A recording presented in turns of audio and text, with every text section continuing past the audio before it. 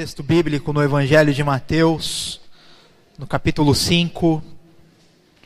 Nós faremos novamente a leitura dos versículos 17 a 20. Evangelho de Mateus, capítulo 5. Versículos de número 17 a 20. Quando eu concluir a leitura do versículo 20, eu farei aqui a leitura de uma citação e em seguida nós faremos a oração. Diz assim: Não penseis que vim revogar a lei ou os profetas. Não vim para revogar, vim para cumprir. Porque em verdade vos digo, até que o céu e a terra passem, nem um i ou tio jamais passará da lei, até que tudo se cumpra. Aquele, pois, que violar um destes mandamentos, posto que dos menores, e assim ensinar aos homens, será considerado mínimo no reino dos céus. Aquele, porém, que os observar e ensinar, esse será considerado grande no reino dos céus. Porque vos digo que, se a vossa justiça não exceder em muito a dos escribas e fariseus, jamais entrareis no reino dos céus. Agora eu gostaria de fazer uma citação do escritor Leon Tolstói. A prova de nossa obediência aos ensinamentos de Cristo é a conscientização de nosso fracasso em alcançar um ideal perfeito. O grau em que nos aproximamos dessa perfeição não pode ser visto. Tudo o que podemos ver é a extensão do nosso afastamento. Oremos. Pai, nós pedimos a Ti humildemente que a luz do Senhor esteja sobre nós e em nossos corações, para entendermos um pouco mais a respeito das Tuas verdades, para que elas nos conduzam, Pai, em um caminho que agrade a Ti, para que sejamos mais esclarecidos, para que tenhamos mais conhecimento do Senhor, Pai, para que a nossa vida agrade mais o Teu coração. Nos ajude, nos conduza, tenha misericórdia das nossas limitações, dos nossos preconceitos, das nossas falhas, Senhor, de tudo aquilo que possa limitar o nosso entendimento. Tenha misericórdia de nós, Senhor. Nos ajude pela Tua graça, nos conduza em Teu caminho, pela Tua bondade, Senhor. É o que nós pedimos em nome de Jesus. Amém. Pode sentar.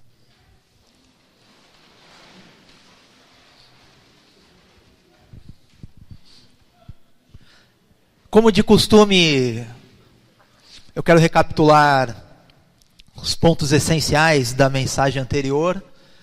Como todos vocês sabem, nós estamos fazendo uma série de pregações sobre a vida de Jesus.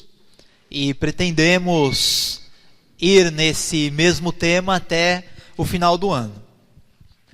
Na semana retrasada, eu entrei aqui no Sermão da Montanha de Jesus, especificamente nas bem-aventuranças. Nós falamos das bem-aventuranças, tendo como referência o Evangelho de Mateus. Uma das coisas que nós vimos aqui é que bem-aventurado é aquele que é feliz, aquele que é muito feliz, alguns traduziriam assim. Nós vimos alguns textos do Antigo Testamento que falam de algumas pessoas que são bem-aventuradas. Como, por exemplo, o Salmo 1 diz que bem-aventurado é o homem, bem-aventurada é a pessoa que não anda segundo o conselho dos ímpios, que não se detém no caminho dos pecadores, não se assenta na roda dos escarnecedores, mas pelo contrário, essa pessoa tem o seu prazer na lei do Senhor, e nessa lei ela medita dia e noite. Essa pessoa, do ponto de vista da Escritura, é feliz, é bem-aventurada. Nós citamos o Salmo 32, versículo 1, que diz que feliz, que muito feliz, é o homem que tem o seu pecado perdoado, que tem a sua iniquidade coberta, que Deus não considera o seu pecado. Esse homem, essa pessoa, é feliz. Nós citamos o Salmo 128, que diz que feliz é aquele que observa o caminho, observa a lei do Senhor, que anda nos seus caminhos. Essa pessoa é feliz. Nós vimos também que na cultura dos gregos, essa palavra era utilizada para descrever a felicidade dos deuses, uma felicidade que estava muito acima da felicidade humana. Os deuses, na sua condição, de acordo com o ponto de vista dos gregos, eram muito felizes. E como eu disse, alguns estudiosos da língua grega traduziriam esse termo bem-aventurado por algo como é feliz tal pessoa.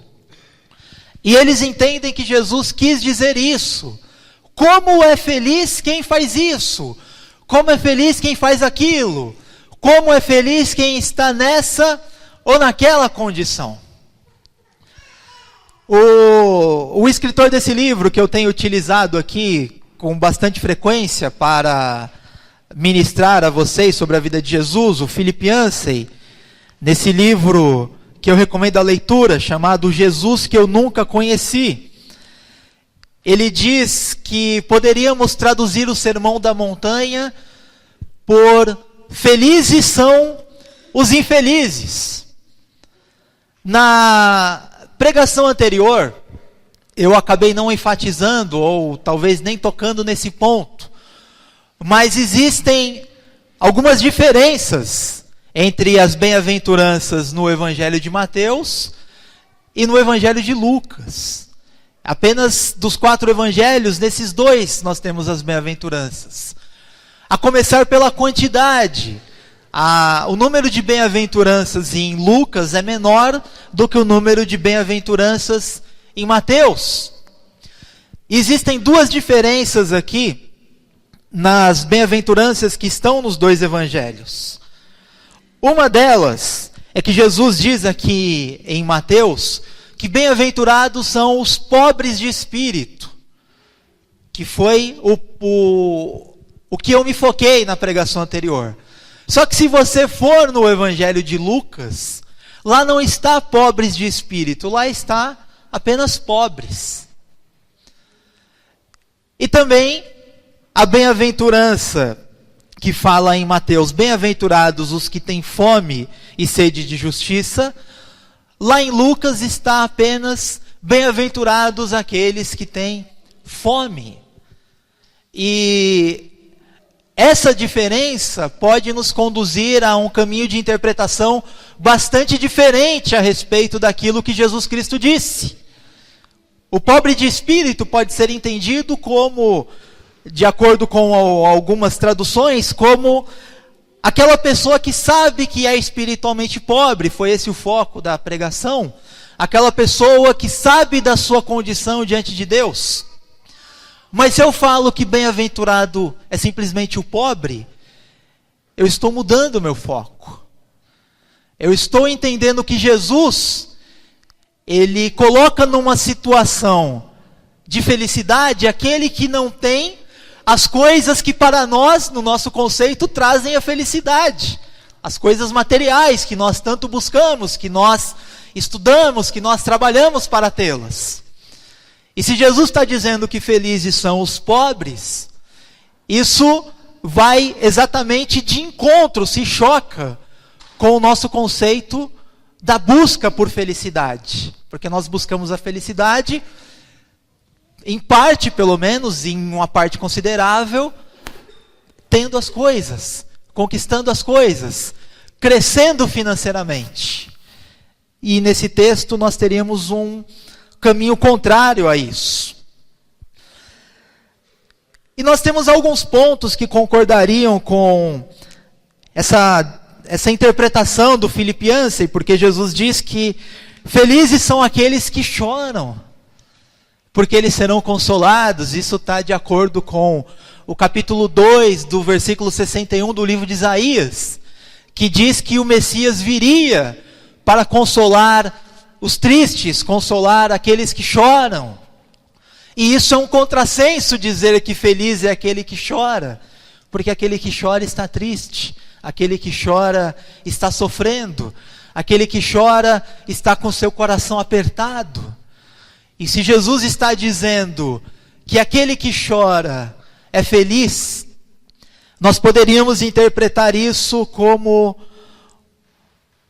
uma certa, talvez esse não seja o termo mais adequado, mas vamos utilizá-lo, uma certa predileção por aquele que está sofrendo, por aquele que está chorando, como se Deus tivesse um cuidado especial para com a pessoa que está desamparada, para com a pessoa que não tem mais nenhum recurso. O único recurso dela é derramar lágrimas. E o salmista bíblico disse que o Senhor conta as nossas lágrimas. O salmista diz que Deus recolhe essas lágrimas no seu odre.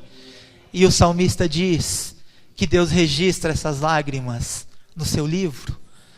Então, por mais que pareça, às vezes, que Deus está ausente, Deus está ali ao lado daquele que sofre, Deus está cuidando daquele que chora, Deus está perto daquela pessoa cuidando dela. Ainda que o sentimento de tristeza possa aparentemente contradizer esse fato. Quando nós estamos tristes, parece que Deus não está ali, parece que Deus está distante, parece que Deus está ausente, porque o nosso coração está chorando. Mas Jesus disse: bem-aventurados são os que choram, porque eles serão consolados. Bem-aventurados os que têm fome e sede de justiça, ou os que têm fome. São coisas diferentes. Mas, de qualquer forma, Deus está ao lado do que sofre, e Deus tem prazer naquele que não se conforma com as injustiças desse mundo. Esse é um ponto importante. Quando nós não nos conformamos com a maldade, quando nós não nos conformamos com aquilo que prejudica as pessoas, do ponto de vista de Deus, nós somos felizes. Mas quem não se conforma, ele não está feliz, ele está insatisfeito, ele está aborrecido. Muitas vezes ele está indignado. Mas se ele está indignado diante daquilo que é injusto, diante daquilo que acontece no mundo, diante de Deus ele é feliz. Bem-aventurados os misericordiosos, porque eles alcançarão misericórdia. Foi um dos pontos que nós tocamos. Ser misericordioso é ser parecido com Deus. Se nós temos misericórdia do nosso irmão, das pessoas, nós alcançaremos misericórdia. É isso que também Tiago escreve em sua carta. Então, isso revela, de certa forma, o caráter de Deus que deve ser formado em nós. Nós temos que ter misericórdia das pessoas. Nós temos que ter misericórdia da fraqueza das pessoas, do erro das pessoas. Nós temos que ter, antes de tudo, a palavra de graça, a palavra de amor, a mão para ajudar aquele que necessita. E não a palavra dura de julgamento. E não a língua sem piedade que manifesta muitas vezes uma justiça crua, não. O espírito do evangelho é contrário a isso. E antes de tudo nós temos que ter misericórdia daqueles que precisam. Misericórdia daqueles que estão caídos. Misericórdia daqueles que não conseguem fazer o que nós muitas vezes conseguimos. E assim nós estaremos parecendo com Deus. E aí Jesus falou outras coisas. Felizes aqueles que promovem a paz. E por fim ele disse que felizes eram aqueles que eram perseguidos por causa da justiça, porque deles é o reino dos céus. Do ponto de vista humano, esse é um contrassenso, porque aquele que está sendo perseguido, ele não está feliz. Ninguém é feliz por ser perseguido. Ninguém é feliz por estar sendo perseguido por causa da justiça. Mesmo os profetas, que eram homens que tinham um contato muito próximo com Deus. Você observa a vida de Jeremias. Jeremias, eu não posso dizer que ele foi, do ponto de vista humano, um homem feliz. Jeremias foi um homem muito sofrido. Um homem que derramou muitas lágrimas em sua vida, por causa da pregação da palavra, por causa da mensagem profética. E Jeremias foi perseguido por causa da justiça. E Jeremias teve tamanha tristeza, infelicidade, insatisfação com aquilo que estava acontecendo, que ele chegou a dizer que não falaria mais a palavra de Deus. Ele chegou no limite, mas o poder de Deus não permitiu que ele parasse. Isso certamente acontece conosco também. Às vezes nós chegamos num limite, nós falamos, não dá, eu não tenho condições de passar desse grau, eu não tenho condições de dar um passo além, a minha capacidade humana se esgotou, eu vou parar aqui. Muitas vezes nós fazemos isso, mas o poder de Deus é mais forte do que a nossa decisão. E Jeremias não pôde parar. Ele queria parar, mas ele não conseguiu. O poder de Deus foi mais forte dentro dele, foi como um fogo, uma chama dentro dele. E ele teve que continuar. E ele continuou caminhando. Mas aquele que sofre por causa da injustiça, e aquele que é perseguido por causa dessa justiça, diante de Deus ele é feliz. Então a felicidade que Jesus ensina no Sermão da Montanha, ela está distante do conceito da nossa felicidade humana no sentido de bem-estar. Eu estou bem com tudo, eu estou bem no meu trabalho, eu estou bem na minha família, eu estou bem com a minha saúde, eu tenho um bem-estar em todas as áreas da minha vida, eu estou feliz. Em alguns pontos aqui, a felicidade que Jesus descreve não é a felicidade como bem-estar.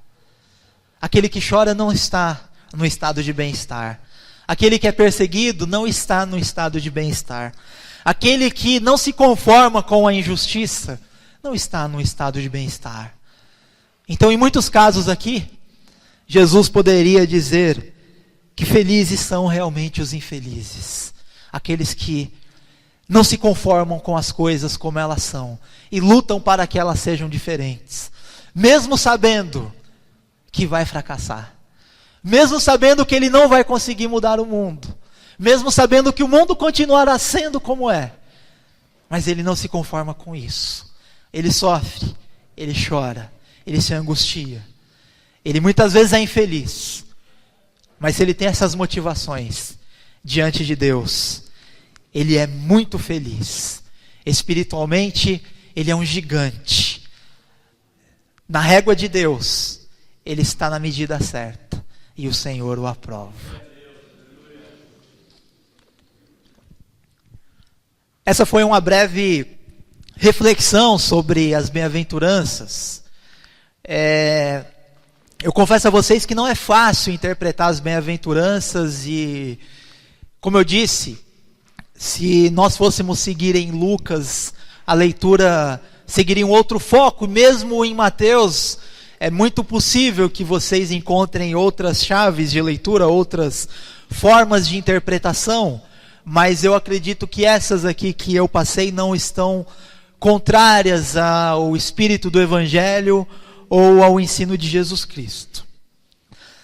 Chegando na palavra de hoje, nós lemos aqui no início do culto e agora antes da mensagem, os versículos 17 a 20 do capítulo 5 do Evangelho de Mateus. Muitas coisas que Jesus vai dizer aqui, dá a impressão que ele está se colocando na posição de um novo legislador. Ouviste o que foi dito aos antigos, eu, porém, vos digo. Foi dito aos antigos, isso, eu porém vos digo, aquilo. Antes de entrar nesses trechos aqui onde Jesus fala essas coisas, o texto inicia, não arbitrariamente, mas de uma maneira bastante criteriosa, com esse trecho. Não penseis que vim revogar a lei aos profetas. Não vim revogar, vim cumprir. E por causa disso, muitos estudiosos entendem que Jesus não está vindo trazer uma nova lei. Eles entendem que Jesus está dando a verdadeira interpretação da lei, mostrando qual seria a real vontade de Deus, diferente daquilo que os homens vieram interpretar posteriormente. E um versículo aqui, ele chama bastante atenção, que é o versículo 20. Porque vos digo que, se a vossa justiça não exceder em muito a dos escribas e fariseus, jamais entrareis no reino dos céus. E para nós entendermos um pouco melhor como os ouvintes originais dessa palavra de Jesus se sentiram, eu quero ler aqui um trecho do livro do Philip Yancey, que vai nos esclarecer. Porque uma coisa é como nós nos sentimos quando lemos isso daqui. Outra coisa é como os ouvintes originais se sentiram quando Jesus disse essa palavra. Olha só. Esta última declaração, essa declaração aqui, fez a multidão se endireitar e prestar atenção. Os fariseus e os mestres da lei competiam entre si em matéria de severidade. Haviam pulverizado a lei de Deus em 613 regras, 248 mandamentos e 365 proibições. E escoravam essas regras com 1521 emendas. Para não transgredir o terceiro mandamento, não tomarás o nome do Senhor teu Deus em vão, recusavam-se a pronunciar o nome de Deus totalmente. Para evitar a tentação sexual, tinham o costume de abaixar a cabeça e de nem mesmo olhar para as mulheres. Os mais escrupulosos eram conhecidos como fariseus sangrentos, por causa das frequentes colisões com muros e outros obstáculos. Para não compuscar o sábado, excluíam 39 atividades que poderiam ser chamadas de trabalho. Como poderia a justiça de uma pessoa comum algum dia ultrapassar a desses homens santos profissionais? Agora a gente consegue entender um pouquinho melhor. Porque quando nós lemos os evangelhos, a figura do fariseu para nós é a figura negativa. E para a pessoa que de vez em quando lê a Bíblia, quando se fala em fariseu, já é um termo associado a algo ruim, à hipocrisia, à mentira, ao cara cínico. Então, quando nós lemos isso daqui, se a vossa justiça não ultrapassar a dos escribas e fariseus, isso passa batido para a gente. Ah, tá bom, eu não sou hipócrita, não sou mentiroso, então eu sou mais justo do que um fariseu. Só que o ouvinte original de Jesus não tinha essa impressão do fariseu que nós cristãos temos. Para um judeu da época de Jesus, o fariseu era uma figura altamente respeitável. Era uma pessoa santa, como vocês viram aqui. Além da Torá, além dos mandamentos da lei de Moisés, eles acrescentaram mais 1521 emendas. Para não transgredir o mandamento de não tomar o nome de Deus em vão, eles resolveram o problema. Eu não pronuncio mais o nome de Deus. Não corro o risco de tomar o nome de Deus em vão. Para não cobiçar a mulher do próximo, eles andavam de cabeça baixa. Não olhavam para as mulheres. E de vez em quando ele batia a cara em alguma coisa no caminho. Ah, encontrei um fariseu ali com o nariz quebrado. É normal. Encontrei um fariseu ali com o nariz sangrando. É comum. Eles andam olhando para baixo, para evitarem a tentação de olharem para uma mulher e cobiçarem. Então você imagina, esses homens que levavam ao pé da letra a lei. A lei tinha que ser cumprida rigorosamente por eles. Eles cumpriam rigorosamente a lei. Eles eram homens santos do ponto de vista da exigência da lei de Moisés.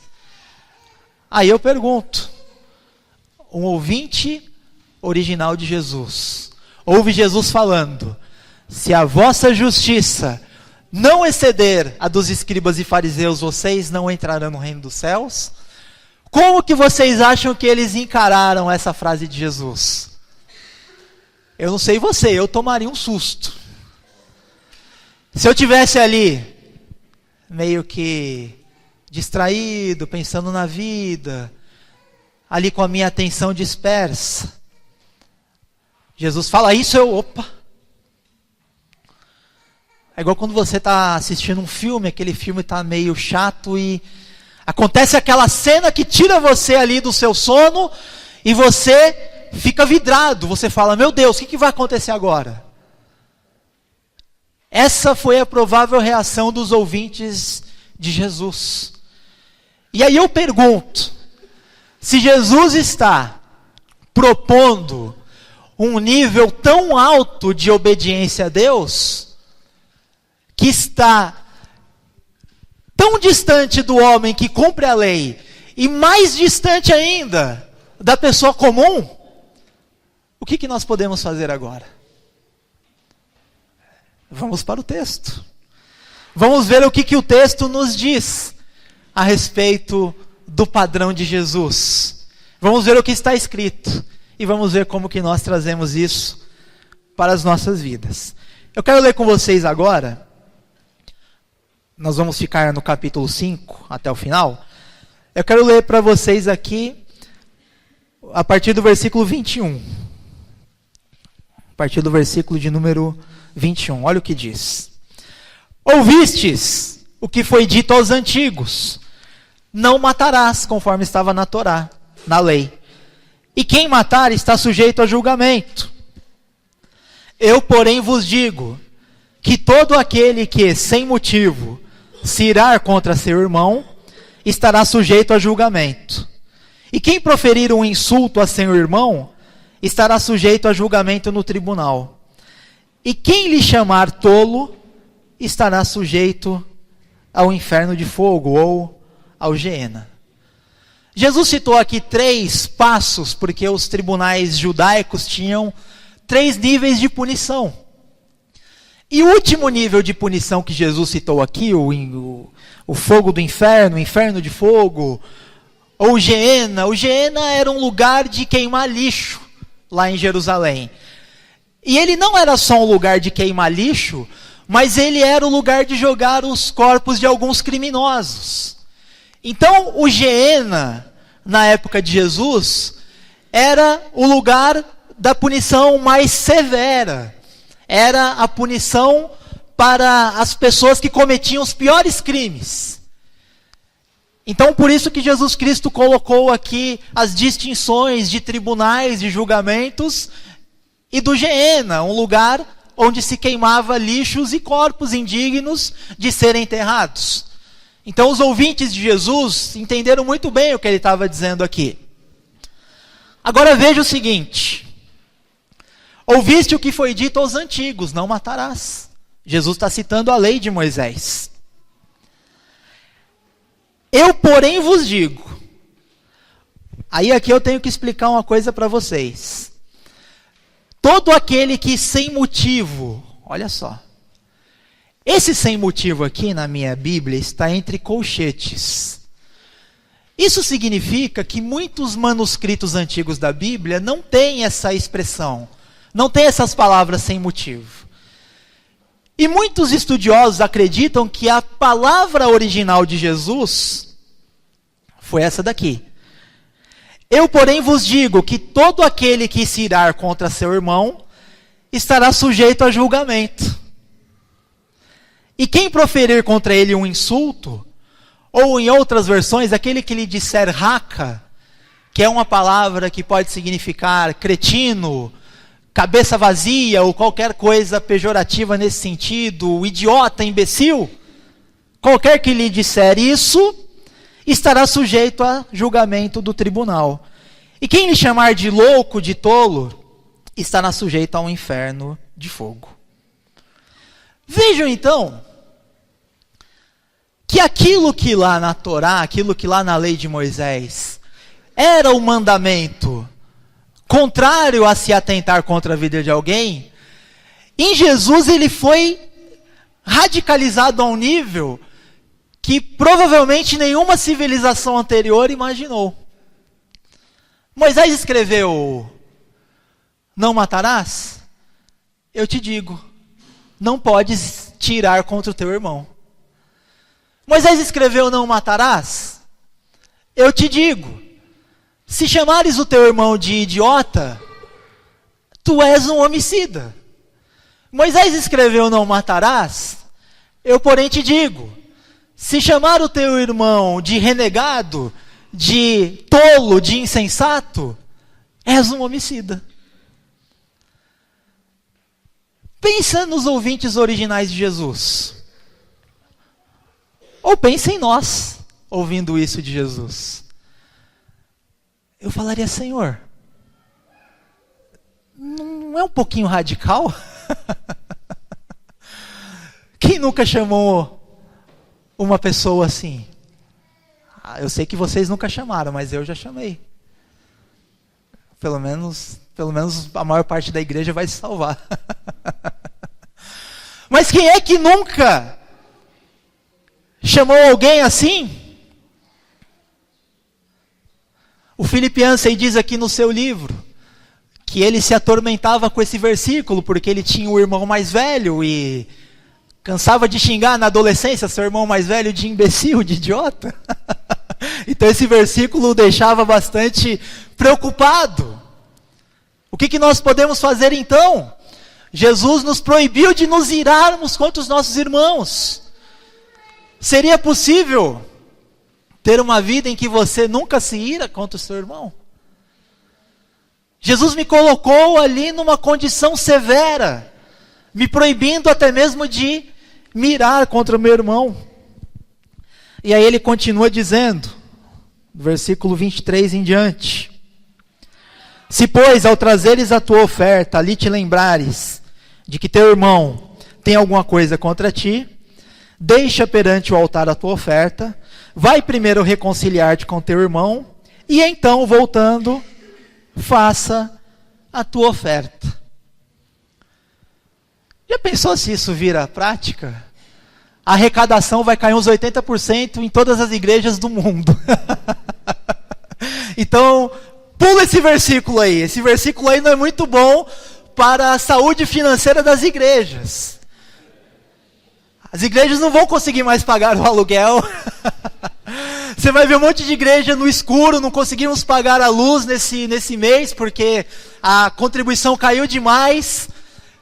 Não tem papel higiênico nos banheiros das igrejas, porque as pessoas estão deixando as ofertas ali, estão indo se reconciliar, e até se reconciliar elas demoram para voltar, e a gente fica sem dinheiro no mês e não paga a conta. Foi o que Jesus disse. Foi o que o Senhor falou a respeito da importância de nos reconciliarmos com os nossos irmãos, com aqueles que têm algo contra nós, com alguém que nós ofendemos por alguma razão, que dissemos alguma palavra dura, alguma palavra injusta, e essa pessoa se chateou. Jesus falou: vai depressa se reconciliar com essa pessoa. E aí eu vou lendo o Sermão da Montanha, e eu vou ficando sem fôlego. Eu falo: meu Deus do céu, está muito além. Senhor, tem um abismo de distância entre o que eu faço e o Senhor está exigindo. E o que o Senhor está exigindo, o que eu faço? Eu continuo lendo o Sermão da Montanha. Aí eu leio aqui o capítulo 5, a partir do versículo 27. Ouvistes o que foi dito: não adulterarás.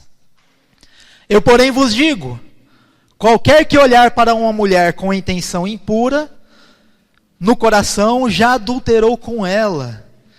Se o teu olho direito te faz tropeçar, arranca-o e lança-o de ti, pois te convém que se perca um dos teus membros, e não seja todo o teu corpo lançado no inferno. E se a tua mão direita te faz tropeçar, corta e lança diante de ti, pois te convém que se perca um dos teus membros, e não vá todo o teu corpo para o inferno. Aí o cara arranca o olho direito, mas ele ainda tem o esquerdo. Aí 10 minutos depois ele peca, aí ele arranca o esquerdo. Nisso ele já não tem o olho direito, não tem o esquerdo e não tem a mão direita. Aí como ele não tem a mão direita, ele vai ter que pedir para alguém cortar a esquerda. Aí ele cortou a direita, a esquerda, arrancou os 2 olhos, mas ele ainda tem as lembranças de quando ele enxergava. E ele continuou cobiçando. Aí ele vai ter que pedir para alguém arrancar o cérebro dele, falar, corta meu cérebro para eu deixar de ser e não pecar mais. E você fala, meu Deus, Moisés escreveu, não adulterarás.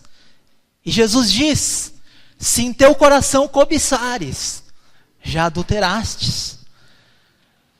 E a pessoa minimamente honesta que vai lendo o Sermão da Montanha, ela vai ficando sem fôlego, ela fala, meu Deus do céu, eu estou descobrindo que eu estou a uma distância infinita daquilo que o Senhor estabeleceu. E eu vou continuando a ler o Sermão da Montanha, para ver se ele me oferece algum alívio na minha condição humana de pecador, que está distante. E aí, eu continuo lendo aqui o versículo 31, 32. Também foi dito, Jesus cita a lei de novo, aquele que repudiar a sua mulher, dê-lhe carta de divórcio, Deuteronômio 34, 24. Eu, porém, vos digo, qualquer que repudiar a sua mulher, exceto em caso de relações sexuais ilícitas, a expõe a tornar-se adúltera. E aquele que se casar com a repudiada, comete adultério. Se você lê as palavras de Jesus sobre o divórcio em Marcos e em Lucas, não existe essa exceção, exceto em caso de relação sexual ilícita. Por isso, alguns estudiosos interpretam essa relação sexual ilícita como os casamentos ilícitos lá de Levítico 18, que seria um casamento inválido. Ou alguns interpretam como a situação que aconteceu entre José e Maria, como uma traição pré-casamento, uma traição durante o noivado pré-casamento, se tornaria um casamento ilícito. Seja como for, seja essa exceção o adultério, ou seja qualquer outra exceção que está em Mateus e não está em Marcos e nem em Lucas, uma vez mais, Jesus endureceu a regra da lei de Moisés a respeito do casamento e a respeito do divórcio. De maneira que em outro trecho, quando você vê a reação dos discípulos, os discípulos muito sinceros falaram, Jesus, se essa é a condição do homem, então é melhor a gente não se casar. Vamos virar padres. Vamos fazer voto de celibato e não vamos nos casar, porque se essa é a condição do homem, o que a gente faz, Senhor? Que garantia eu tenho que o meu casamento vai dar certo? Que garantia eu tenho de que eu vou fazer tudo certo, de que a pessoa com quem eu vou casar vai fazer tudo certo e a gente vai seguir até o fim? Que garantia eu tenho, Senhor? É melhor não se casar? Os discípulos ficaram também perplexos com o ensino de Jesus. Na época de Jesus existiam 2 escolas de interpretação. A escola de Hilel e a escola de Shammai.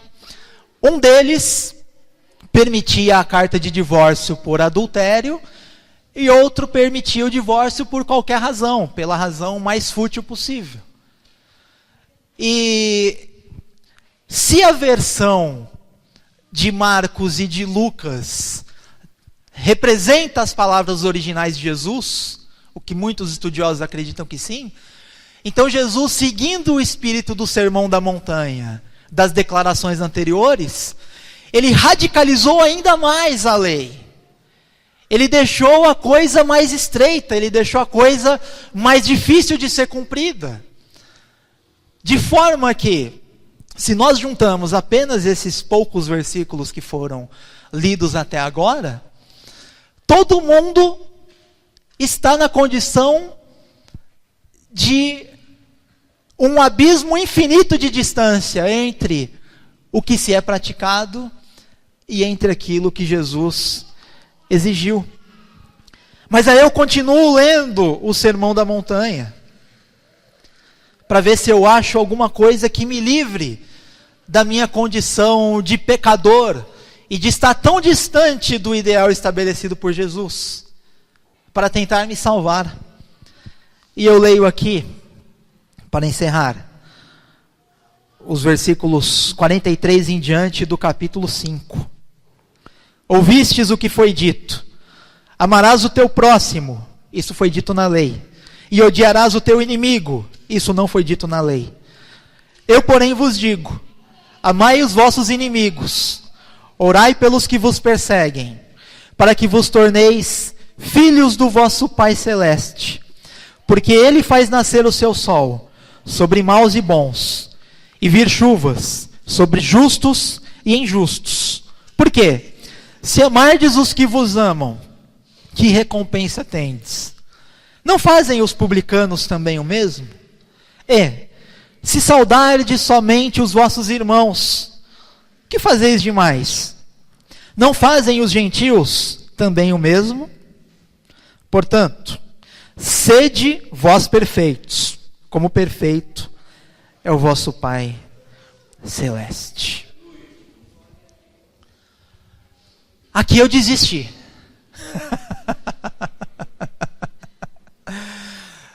A conclusão é: portanto, sede perfeitos vós, como perfeito é o vosso Pai Celeste. Senhor,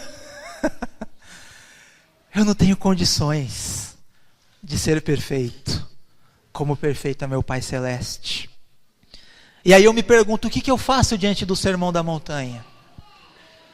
Deveria eu interpretar o Sermão da Montanha como uma nova lei? Pedro disse que a lei, que os mandamentos da lei foram um jugo que nem eles, nem os seus pais puderam suportar. Os 3 capítulos do Sermão da Montanha em Mateus, eles superam tudo o que está escrito na lei de Moisés em termos de rigor, em termos de exigência, em termos de dureza no sentido de colocar uma regra rigorosa para que todos cumpramos. Se eu interpretar o Sermão da Montanha como lei, eu acredito que eu estarei num problema pior do que aqueles que não conseguiam guardar a lei de Moisés. Então, para concluir, eu li no começo uma citação do Tolstói.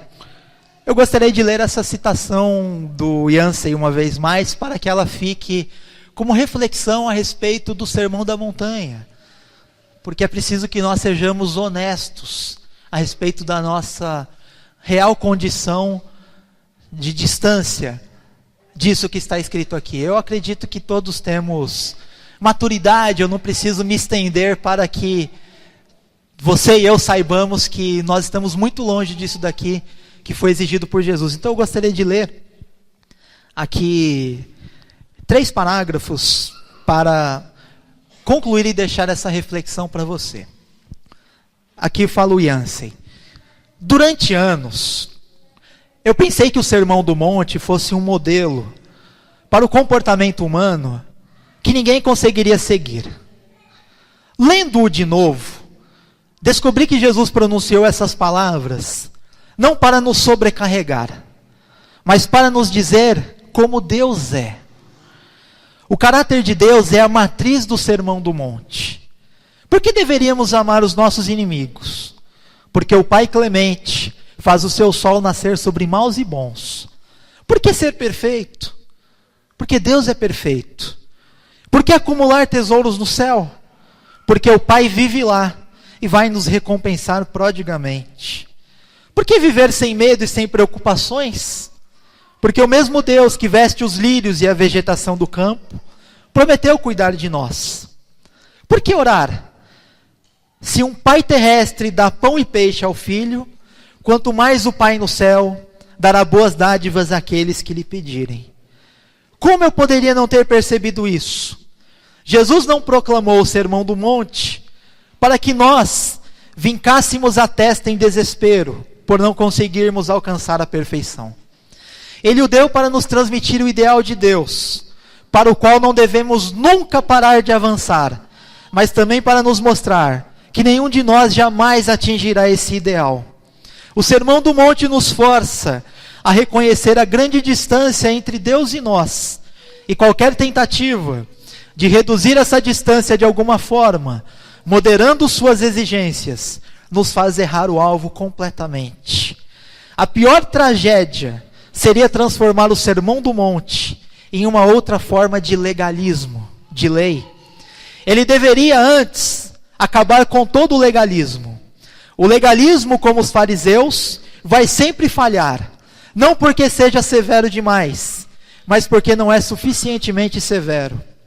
Trovejando, o Sermão do Monte prova indiscutivelmente que diante de Deus, todos estão no mesmo nível: assassinos e pavios curtos, adúlteros e concupiscentes, ladrões e cobiçosos. Todos estamos desesperados, e esse é de fato o único estado apropriado para um ser humano que deseja conhecer a Deus. Tendo se afastado do ideal absoluto, não temos onde aterrissar, a não ser na segurança da graça absoluta. Não há dúvida de que todos nós estamos muito distantes disso. Não há dúvida de que esse é o ideal de Deus. Então não pode haver dúvida de que, estando nós infinitamente distantes disso, e de que esse é o padrão de Deus, de um Deus santo, nós precisamos de uma graça absoluta e infinita para continuarmos prosseguindo atrás desse alvo. Eu digo a você, porém, que esse alvo deve ser perseguido todo dia, mesmo nós sabemos que nós nunca vamos chegar lá. Nós nunca vamos chegar na perfeição exigida por Jesus. Nós nunca vamos cumprir isso aqui plenamente. Se nós fizermos disso a lei, uma nova lei, nós estaremos em piores condições do que o povo de Israel que recebeu a lei. Nós fracassaremos sempre, como eles fracassaram. A leitura das Escrituras prova que eles fracassaram. Assim como nós também fracassamos. Assim como nós também, na maioria das vezes, estamos muito distantes, até mesmo de um ideal muito menor do que esse. Mas nós temos que ter ciência de que esse é o caráter de Deus. Nós temos que nos esforçar todos os dias para fazer isso. Para amar quem não merece. Para orar por quem fala mal de nós. Bem dizer quem fala mal de nós. Tudo isso é muito difícil de se fazer. E eu estaria sendo desonesto se dissesse qualquer coisa diferente disso para vocês. Mas, se essa é a chave correta de leitura, e isso faz todo sentido, nós temos aqui uma apresentação do caráter de Deus. Deus faz o bem a todos, então Ele quer que nós façamos. Deus ama a todos, então Ele quer que nós amemos. Deus não faz distinção, então Ele quer que nós não façamos. Então prossigamos para esse ideal. Caminhemos assim, perto de Jesus, conforme o caráter de Deus. Mas tenha certeza de que se você exigir de si mesmo, um dia chegar aqui, cumprindo plenamente tudo isso, na condição de pecador que você é e que eu sou, nós vamos estar com um problema sério. Nós vamos estar com um problema de desespero. E falar, meu Deus, eu desisto porque eu não consigo.